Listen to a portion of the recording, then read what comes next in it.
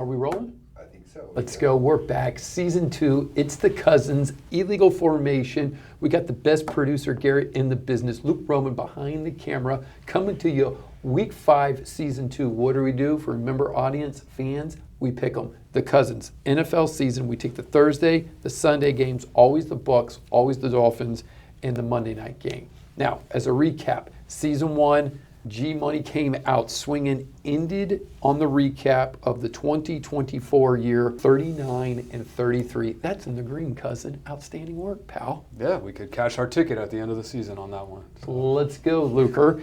What did I do? Also, unbelievably, the Cousins tied 39-33 overall, but I got the bonus. I got the +1 for Super Bowl, Luker. I took Philly. G-Money took the Chiefs. So we ended on a high note. Anyway, let's get back to it. Season 2. Oh, sidebar. Why are we only in the 5th week and not starting in week 1, Luker? Because by demand, the fans asked us, where are we, Rob? 2 questions. They said, let's bring it back. Number 2, they said, are we going to have a guest host? We may be bringing some special appearances, but most importantly, congratulations to Garrett. Big wedding, big honeymoon.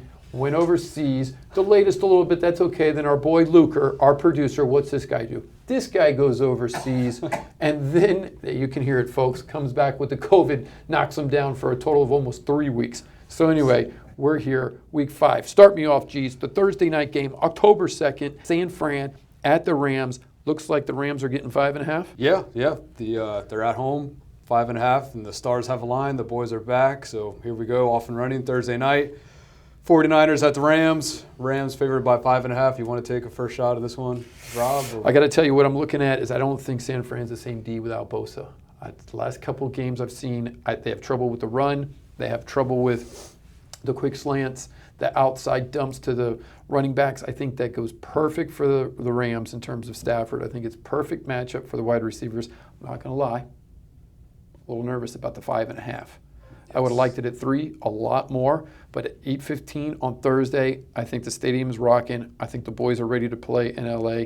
I think their coach McVay has them ready to go. I'm taking them even with the 5.5 at home, LA Rams to go 1-0 for Team RDS. Yeah, that was my initial reaction, my initial pick, because I do like the Rams. I think Stafford's a baller, love the coach, Super Bowl caliber coach. But on the flip side, also very good coaching. And there's a level of familiarity between these teams. You know there is. Division rivals. You know these coaches are going to want to outsmart each other and outthink each other in every way. So, I do think the Rams are the better team right now, especially with all the 49ers injuries. But, Thursday night, short week, San Francisco coming off a loss. They can wipe the slate clean, get right back out there. So, just with the 5.5 points, it seems like it's a too lot. Much. 3 or 3.5 and maybe a different story, but they have to win. Rams would have to win by a touchdown, and I just think the 49ers are going to keep it closer than that. So, Luker, that's why they call him the G-Money for a reason. The guy uses his brain. I'm usually too all heart here.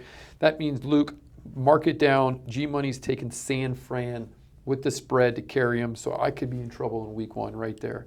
All right, I got you, G, at San Fran on the road with the W. Golly, hope it doesn't happen. Now, I'm kicking it back, Luke, to G.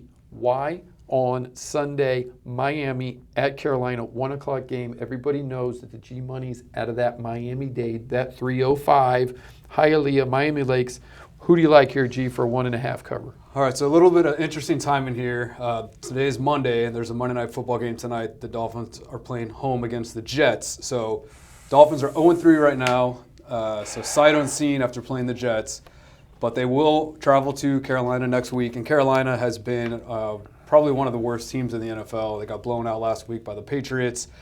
They did have one good one where they stomped on Atlanta, but I think Miami is salivating to get a chance at Carolina, maybe a team that might actually be softer than them. Is there such a thing? I don't know. But, I got to take the Dolphins in this spot just because Carolina has showed me nothing. At least the Dolphins have some consistency of coaching and familiarity with the players, even though they're not hot right now. They can get hot, and this would be a good opportunity. They got the ability, taking the fins. G makes a good point. We're filming our boy Luke today on Monday, so we can't see what Miami's going to do, so we're picking a little bit blind, but I agree with the cousin. At 1.5, I don't think the weather is any issue. It's not cold enough for Miami, for the boys from South Florida to care. They're not going into Buffalo when it's snowing at 1.5. Too much offense if they can get it going. I agree. I don't like what I've seen from Carolina. I'm not saying there couldn't be an upset or Luke at 1 o'clock. I think the game's going to be warm. I think it's going to be a track meet. Tua gets hot. I think the 1.5, they cover that. The Cousins are both going with the MIA. Put me down for the Finns, Luker, on the Sunday at 1 o'clock. All right. Boom, boom, boom. And we always do the Tampa game as well. Scared of it. I hate this one. Where we are, and Rob's from here, so Hate it. the Bucks are going to Seattle. It's a rare 4 o'clock game for Tampa. So Tampa at Seattle. Seattle is favored by 3 points. Rob, what's your breakdown Hate it. here? Historically, Tampa never does well on the road. We never do well going to the West Coast. I don't care if we're playing the Niners. I don't care if we're playing Seattle. Look, we got trouble with travel. This last game, what did it show us against Philly? We got out to a slow start. They got on us on early, but all heart, we come fighting back. The defense was able to turn it around. A couple bad turnovers, and hey, maybe we're 4-0. At the same time, flip the coin, we could easily be 0-4. We're winning games in the fourth quarter. We're winning games with Baker just willing it and saying, no, I'm not going to get beat. We're missing Mike Evans. I haven't seen the whole 4 quarters gel for everybody yet. The play calling has been a little bit iffy, and I say that for Tampa Bay. Not that I don't like our rookie new offensive coordinator, but when you look at him throw the ball, it's not like we're wide open like we used to be. We're not covering. We're catching it with 2-man, 2 deep, underneath. I mean, Bucky Irvin's going crazy just to make it. Seattle, on the other hand, quarterback, what's his face? Darnold looks like he's settling in. Mm-hmm. It's a hostile environment. It's 4:05 on the road. With all that, I'm still going Tampa Bay because the heart's just bleeding with that pewter. I'm going to say that Baker rallies the troop, understands we got to shake it off. Please, dear baby Jesus, let us get on top early, because if we are playing from behind at Seattle, we could be in real trouble. Yeah, I agree. Going to the West Coast is tough, but I just think Seattle might be a little overrated right now. Calling Seattle overrated. I love it. So the -3 gives me some pause just because I could see this being a field goal game. Either way, I wish it was 3.5. I feel a lot better taking Tampa, but yeah. I do think Tampa's going to bounce back. I think they keep the mission, keep their head on their shoulders, figure out a way to get it done against Seattle. It's going to be a tight game. I don't know if they're going to win, but I think it's going to be close, and I'd like them to keep it within the 3. Oh, wow, Luke, we're talking about 2 lawyers both going Bucks. Let's go, Baker. Let's go. Can't pick against Baker, man. He's just been too good at the end of these games. Not yet. Yesterday, throw that one out, but yeah, I mean, they're just little fighters. They're fighters, so they're not. We got Worf's back. We're gelling a little bit back there. Mm-hmm. I hear you. All right, here's one, Luker. Big number, 8. Buffalo's getting 8. And by the way, just in case the Hard Rock wants to throw us that grill gift card, that's where we pull our spreadsheets. Hard Rock over here at Tampa Bay, Seminole Hard Rock Casino. They're laying Buffalo with the 8. New England's coming to town in Orchard Park on the 8:20 Sunday night. Gee, is 8 too much for Buffalo to cover, or you got Buffalo just basically you're going to have to dominate another professional team to cover that? What's your thoughts? Yeah, I think Buffalo has just been too good. I mean, they pulled away against the Dolphins. They pulled away yesterday against the Saints. The Saints were fighting towards the end. And New England, ultimately, I think I like where Coach Vrabel is going to bring the Patriots to, but I just don't think they're there yet. Just not ready. Sunday night in Buffalo, Josh Allen, I forgot who they play next week, but they have a tough game next week, so I think they're going to want to go in there, take care of business, leave it without a doubt, and move on to their next game. They have much bigger aspirations and hopes and dreams than, just beating New England. So I think they're going to dispatch New England. So yeah, I'm going with Buffalo. I think they can win by 10, and then that gets you covered.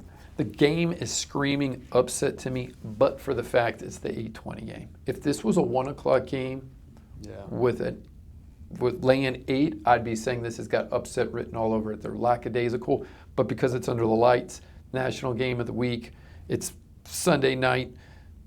Josh Allen's going to light it up. I'm actually thinking this one could get way away from New England. I think I'm taking Buffalo. I'm taking Buffalo big. I'm taking Buffalo to get on them early, Luke. So put the Cousins together. Again, for Buffalo, that's the Cousins taking Miami, taking Tampa, and we're both taking Buffalo.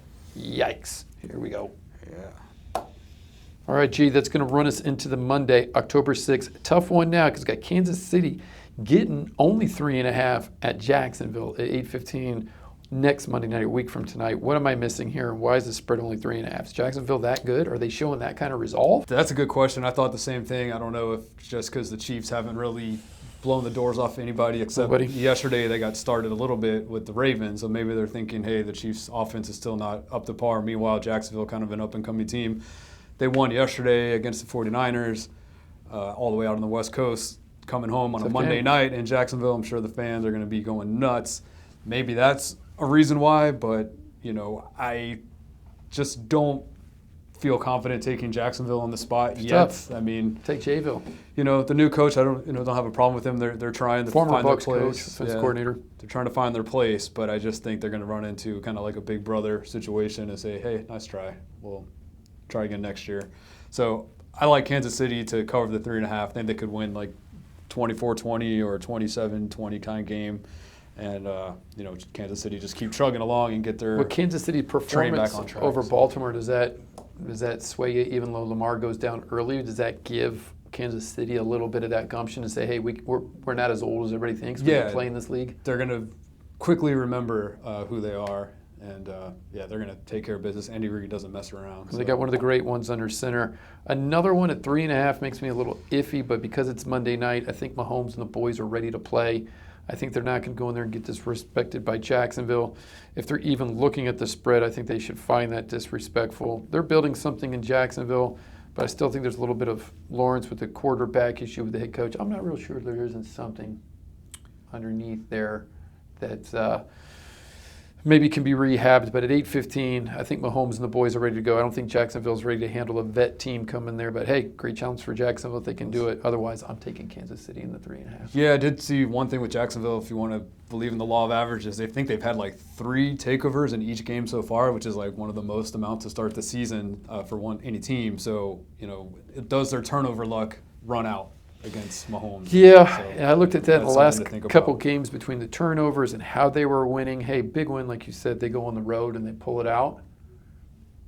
But KC just took down the Ravens. I know Lamar gets hit, but does that give them a little bit of swag? They battled the Eagles for less than 100 yards. They're cussing at each other in the line of scrimmage.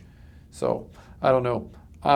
Until they get beat by Jacksonville, I'm not willing to at 3.5. If it was a little bit more than that, I'd be a little bit nervous with the spread. Otherwise, Luker, put me down. KC at the 3.5. All right, so we're all on the same page except for the Thursday night game. Recap, Luker. We got Thursday. Rob's taking the LA Rams. G's taking San Fran.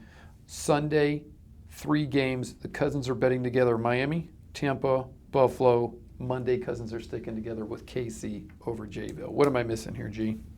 No, it's a good first week 5. Short notice. I like even that. though it's week 5. We appreciate the fans asking, inspiring us to say, let's get it back, let's get it rolling. We're week 5. We're going to be here with you the rest of the week. All right, I like it. From the RSA studio, that's a legal formation. That's the Cousins speaking whip. That's the Cousins picking Luke. That's week 5. Let's go.